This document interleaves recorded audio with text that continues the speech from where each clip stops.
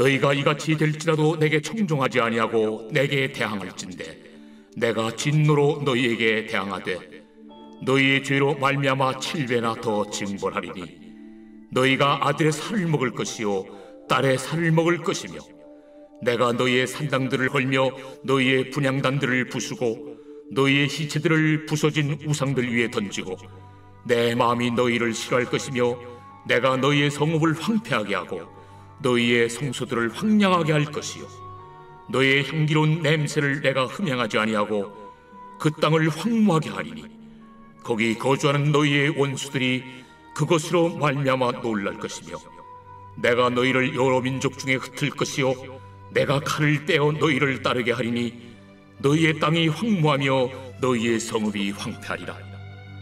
너희가 원수의 땅에 살 동안에 너희의 본토가 황무할 것이므로 땅이 안식을 누릴 것이라. 그때 땅이 안식을 누리리니 너희가 그 땅에 거주하는 동안 너희가 안식할 때 땅은 쉬지 못하였으나 그 땅이 황무할 동안에는 쉬게 되리라. 너희 남은 자에게는 그 원수들의 땅에서 내가 그들의 마음을 약하게 하리니 그들은 바람에 불린 잎사귀 소리에도 놀라 도망하기를 칼을 피하여 도망하듯 할 것이요 쫓는 자가 없어도 엎드러질 것이라. 그들은 쫓는 자가 없어도 칼 앞에 있음같이 서로 짓밟혀 넘어지리니 너희가 원수들을 맞설 힘이 없을 것이요 너희가 여러 민족 중에서 망하리니 너희의 원수들의 땅이 너희를 삼킬 것이라.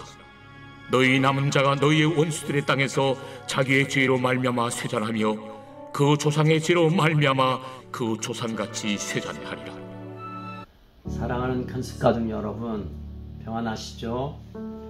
날씨가 제법 덥습니다. 영육간에 강건하기를 기원합니다. 오늘도 하나님의 말씀을 통해서 우리를 향하신 하나님의 마음과 생각을 함께 나누겠습니다.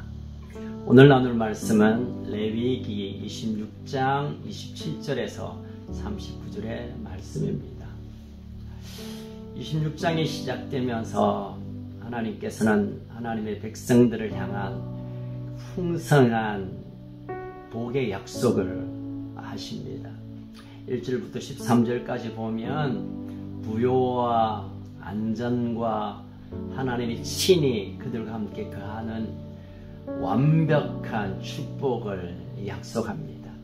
하나님의 말씀을 청종하면 규례와 법도와 명령을 지키는 자에게 주시는 풍성한 셀 수 없는 넘치는 복을 약속합니다. 그리고 이제 14절부터 오늘 본문 바로 앞인 26절까지는 하지만 이 말씀을 순종하지 않고 듣지 않고 떠나게 된다면 끔찍한 전쟁과 기근과 또 흉년과 전염병으로 엄청난 고난을 당할 것을 하나님 예고하십니다. 그리고 오늘 본문 27절부터는 2차로 경고하십니다. 오늘 27절 한번 볼까요? 너희가 이같이 될지라도 내게 청종하지 아니하고 내게 대항할진대. 2차로 경고하는 것은 그래도 나를 떠나면 이제는 불순종 또는 말씀을 듣지 않음의 차원이 아니라 대항하는 것으로 여기겠다는 것입니다. 여러분, 하나님을 대항해서 살아남을 존재가 어디 있습니까? 하나님 어떻게 대항하겠습니까? 그러나 하나님은 그의 말씀을 청종치 아니한 백성을 향하여 나를 대항하는 것으로 취급하시겠다는 것입니다. 자, 하나님을 대항하게 될 때 하나님의 진노는 어떻게 됩니까? 18절 보니까 내가 진노로 너희를 대항하겠다. 그리고 7배나 더 징벌을 당하게 할 것이고 29절 보면 너희 아들의 살과 딸들의 살을 먹게 되는 그 끔찍한 일이 일어날 것이라고 하나님 예고합니다. 뿐만 아니라 이제 시신들이 우상에 던져지고 성읍이 황폐되고 성소가 황량하게 되고 그리고 나서 무슨 종교적인 모든 행위를 나는 받지 않겠다, 흠양하지 않겠다라고 하나님 마음을 솔직히 드러냅니다. 여러분, 우리 자녀들의 살을 먹는다. 정말 끔찍한 일인데 실제로 역사 가운데 이런 일이 일어났죠. 열왕기하 6장에 보면 북이스라엘 사마리아 성이 에돔 군대에서 포위가 됐을 때, 모든 식량이 차단되었을 때 그들이 어찌할 바 몰라서 오늘은 너희 아들 잡아먹고 내일 내 아들 잡아먹자. 실제로 그런 일이 일어났습니다. 엘리사 때죠. 예레미야 애가에 보면 예레미야 시대에도 남왕국 예루살렘에 바벨론이 포위를 했을 때 그들도 그렇게 얘기했습니다. 우리 자녀를 잡아먹을 수밖에 없다. 끔찍한 이런 일들을 하나님은 미리 예고했습니다. 왜 그들이 이런 자녀를 먹어야 되는, 또는 그들의 모든 기반이 무너지고 황폐해지고 황량해지냐면요, 결국은 오늘 본문에서 말하는 29절 30절에 보면 산당에서 분향을 내가 회파하겠다. 다시 말하면 우상숭배가 너희를 망하게 하고 너희 가족을 망가뜨리게 하고 너희 자녀를 먹어야 되는 이 끔찍한 상황이 도래할 수 있을 것이라고 하나님 지적하는 것입니다. 우상숭배, 하나님 그것을 자신에 대해 대항하는 것으로 여기며 하나님을 대항하는 자를 하나님 그냥 두시지 않으시죠. 이어서 32절에 보면 그 땅을 이제 황무케 하는데 너희들이 잘 살기 위하여, 쉽게 말하면 더 많이 가지기 위하여, 이 땅에서 좀 많이 가지고 살기 위하여 나를 떠났고 우상을 추구했지만 하나님 그 땅을 황무케 하게 되고 너를 모든 민족 가운데 흩어버리게 되겠다고 하나님 말씀하십니다. 원수의 땅에서 너희 본토가 황무하게 되고 이제 땅이 안식하게 되는, 땅이 너희들에게 뭘 주지 않는 그런, 땅편에서 보면 참 안식이지만 그 땅에 사는 그들에게는 그 저주의 끝을 보게 될 것이라고 하나님 말씀하십니다.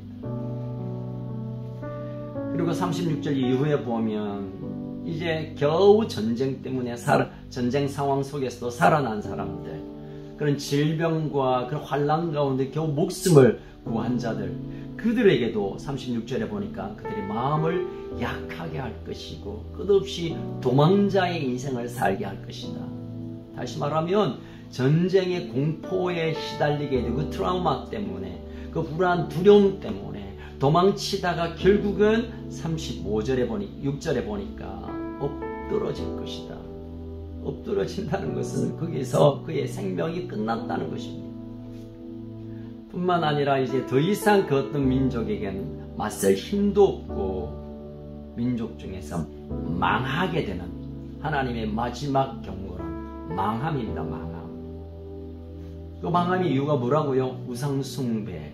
우상숭배에 되면 하나님의 소리를 듣지 않게 되고 결국 그들의 선택에 따라 그 조상이 선택해왔던 그 모든 쇠잔함이 그의 백성에게 임하게 될 것이라고 경고하고 있습니다. 언제요? 지금 이 말씀을 모세를 통하여 백성들에게 예고하신 때는 언제일까요? 예, 그렇습니다. 출애굽하고 1년도 채 안 된 시내산에서 하나님 이렇게 말씀하시잖아요.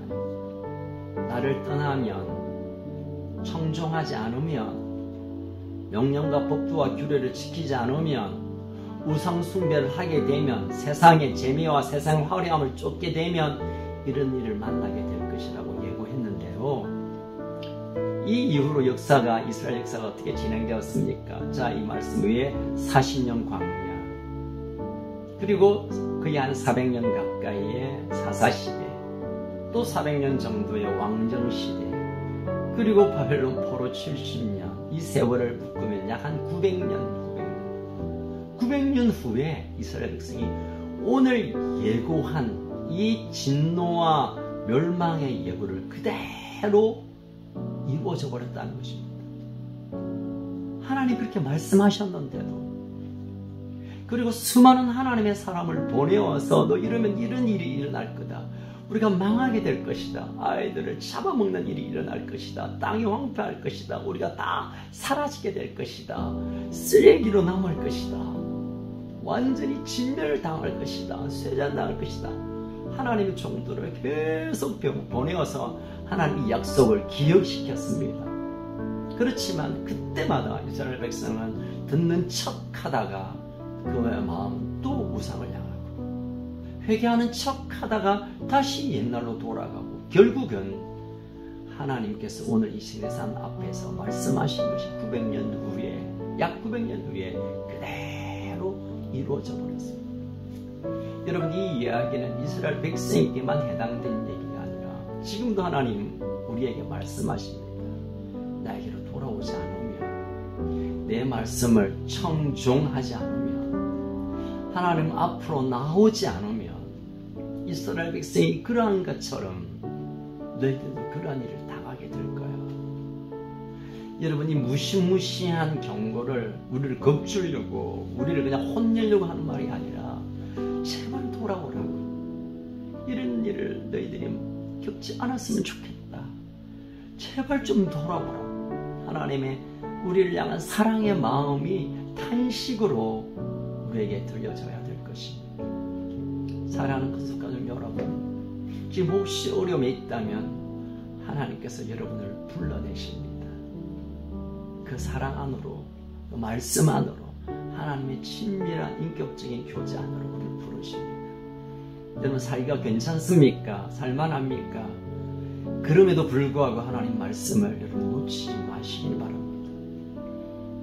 여러분, 우리가 1절에서 13절까지의 그 엄청난 부요가 본래 우리를 위한 하나님의 생각입니다. 14절부터 39절까지의 무시무시한 경고는 제발 그러지 않기를 원하는 하나님의 깊은 마음을 우리가 알아야 될 줄 압니다.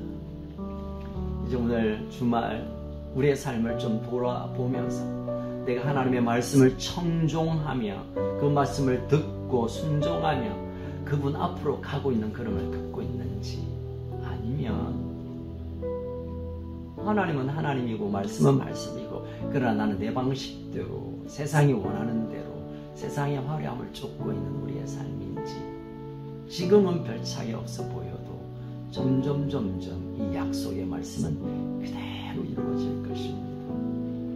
사랑하는 큰숙가족 여러분, 오늘 우리가 한 걸음 주께로 향하고 한순간이라도 주의 얼굴을 구하고, 그리고 다시 우리가 내일 주님 앞에 모여서 하나님 말씀을 듣고 청정하고 주께로 향하는, 그래서 본래 우리에게 주시려고 했던 그 부요와 안전과 지키시고 인도하시고 풍성한 삶을 다시 회복하는 그런 놀라운 은혜가 있기를 주의 이름으로 소원합니다. 기도할까요?